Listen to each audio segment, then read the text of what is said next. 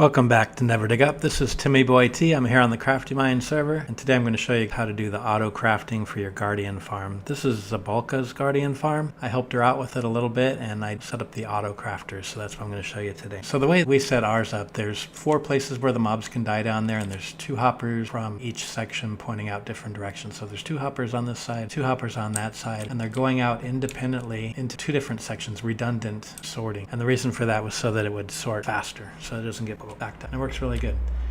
So we have crystals over here, and we have crystals on that side, and we have shards duplicated on both sides. And sea lanterns are coming up here too. This side has Prismarine Bricks, the other side has Prismarine Blocks. And there's excess storage, fish, and these are things that didn't sort. So the same thing on the other side. Crystals, shards, sea lanterns. This side has Prismarine Blocks instead of bricks, and it also has fish and stuff that didn't sort. So let's take a look at how it was set up.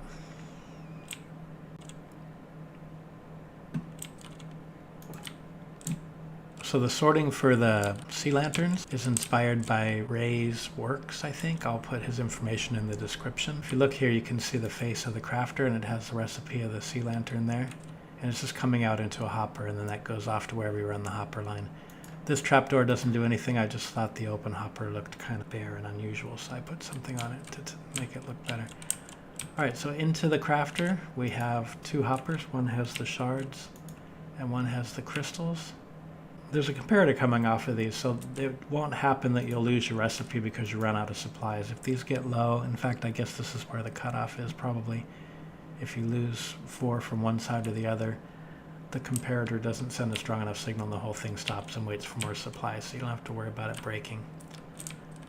And then the other side, you can see the workings of it. So there's 3 redstone coming off the back here. These are comparators in subtraction mode that are reading the hoppers going into the crafter. Some redstone torches on top here. There's 5 repeaters back here. All these repeaters have maximum delay, as you can see, and there's a line of redstone on the back here. So these are both the same. I'll just kind of go around so you can get a look at it. There's 3 open here. It kind of goes under this block.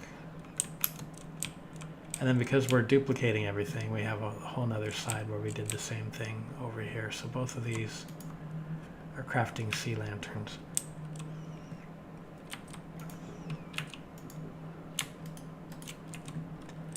And then over here, this is the side that's doing Prismarine Blocks. In fact, I'll put shards in here so you can see.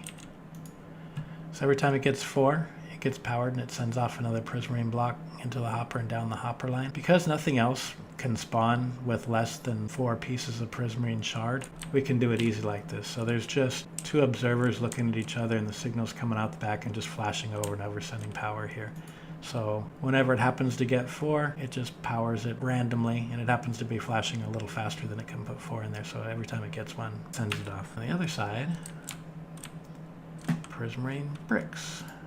So this one's a little trickier. We can't just have it flashing all the time, because if it happened we had 4 and it hit it, it'll craft a block instead of a brick. So now we want to make sure it only triggers when it's full, and the way we do that was a comparator to the side of the other comparator, which causes it to subtract, and I don't think I'll explain it right if I try to, but it's hinged on the power of this one looking for 9, and this one has the opposite, is set the opposite way. So with all of these, it's sending a strength of 9, I believe, which is stopping this comparator from doing its job until it's strong enough to overcome the signal coming out of here.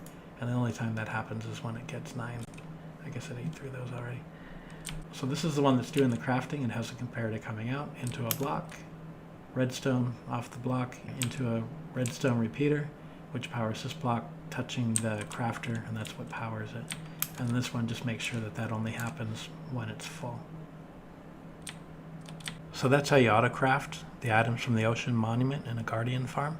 The only thing that isn't being auto-crafted down here is Dark Prismarine, and that's because we just don't get enough ink sacs to make that reasonable. If we find a way to incorporate ink sacs, maybe I'll throw one of those in too. So if you enjoyed this video or found it useful in any way, please feel free to rate, comment, or subscribe. Always remember, never dig up.